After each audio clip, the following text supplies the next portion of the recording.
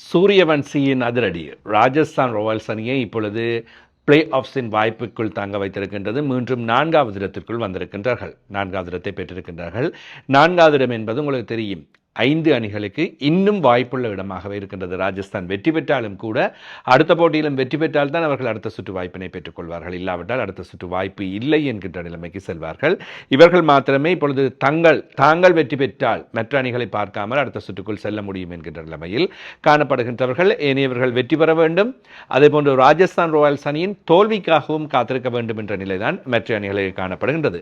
Score விவரங்களின் பின்னர் புள்ளிப்பட்டியல் பற்றி பார்க்கலாம். முதலில் துடுப்படுத்தாடி இருந்த லக்னோ சூப்பர் ஜெயண்ட்ஸ் அணி 5 விக்கெட்டுகளை இழந்து 220 ஓட்டங்களை பெற்றுக்கொண்டது. இந்த ஓட்ட எண்ணிக்கையினை பெற்றுக்கொள்வது கடினமாக இருக்கும் என்ற எதிர்பார்ப்பு இருந்தாலும் சூரியவன்சியின் அதிரடியான ஆரம்பம்தான் போட்டியின் போக்கை மாற்றியது. 15 வயது சிறுவன் ராஜஸ்தான் ராயல்ஸ் அணியின் வாய்ப்பினை இன்னும் தக்க வைத்து நம்பிக்கையினை ஏற்படுத்தி இருக்கின்றான் என்பது மிகப்பெரிய விஷயம். Mitchell Marsh Lucknow super giants அணி சார்பாக 57 பந்துகளில் 96 ஓட்டங்களை பெற்றுக் கொடுத்தார். ஜோஸ் இங்கிலீஷ் 29 பந்துகளில் 60 ஓட்டங்கள், 109 ஓட்டங்கள், ஆரம்ப விக்கெட் இணைப்பாட்டம்.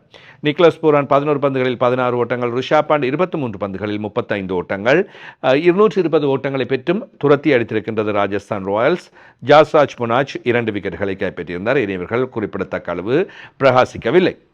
ராஜஸ்தான் ராயல்ஸ் அணியின் ஆரம்பம் அதிரடியாக அமைந்தது. 6.3 ஓவர்களில் 75 ஓட்டங்களை பெற்றார்கள். ஜெய்ஸ்வால் மிக அதிரடியாக ஆரம்பத்திலே துடுப்படுத்தாடினார். வைபவ் சூரியவன்சி முதலில் கொஞ்சம் நிதானமாக துடுப்படுத்தாடினார். 23 பந்துகளில் 43 ஓட்டங்களை பெற்று ஜெய்ஸ்வால் ஆட்டமிழந்தார்.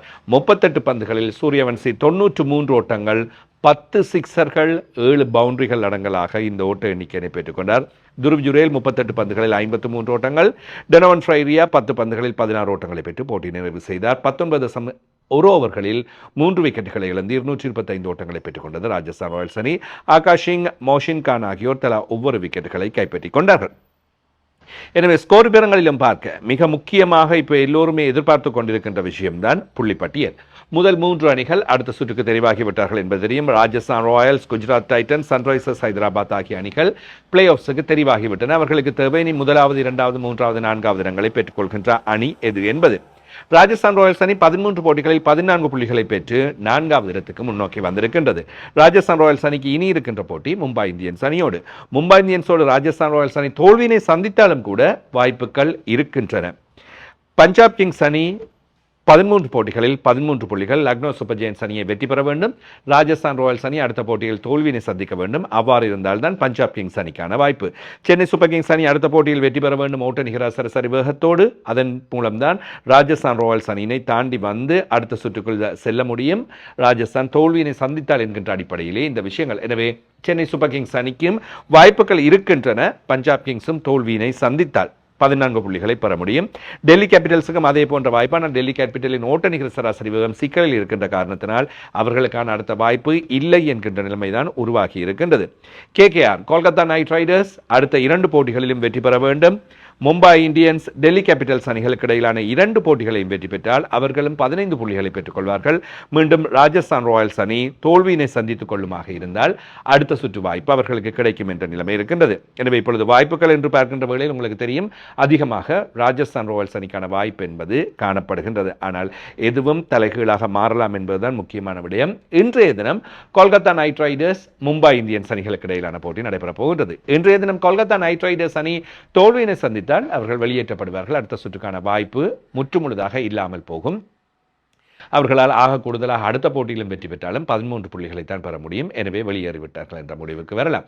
நாளைய தினம் சென்னை சூப்பர் கிங்ஸ் அணிக்கான போட்டி காத்திருக்கின்றது. இப்படி இனி ஒவ்வொரு நாளும் நடைபெறப் போகின்ற போட்டிகள் மிக முக்கியத்துவம் வாய்ந்தவையாக அமையப் போகின்றன.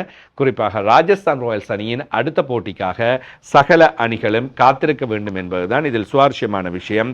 ராஜஸ்தான் ராயல்ஸ் அணியின் அடுத்த போட்டி கடைசி கட்டத்தில் நடைபெறப் போகின்றது. ஞாயிற்றுக்கிழமை 3:30 மும்பை இந்தியன்ஸ் அணியோடு நடைபெற போகின்றது. Kolkata night Riders, Delhi Capitals அணிகளுக்கு இடையிலான போட்டியோடு இந்த ஞாயிற்றுக்கிழமை முதல் சுற்று போட்டிகள் நிறைவடைகின்றன. விறுவிறுப்பான ஒரு தருணத்தில் ஒரு அணிக்கான கடுமையான போட்டியும் ஏனைய அணிகள் தங்களுடைய இடங்களை எவ்வாறு கைப்பற்றப் போகின்றன என்பதற்காகவும் நடைபெறுகின்றன. சுவாரஸ்யமான தருணங்களோடு தொடர்ந்து இணைந்திருப்போம்.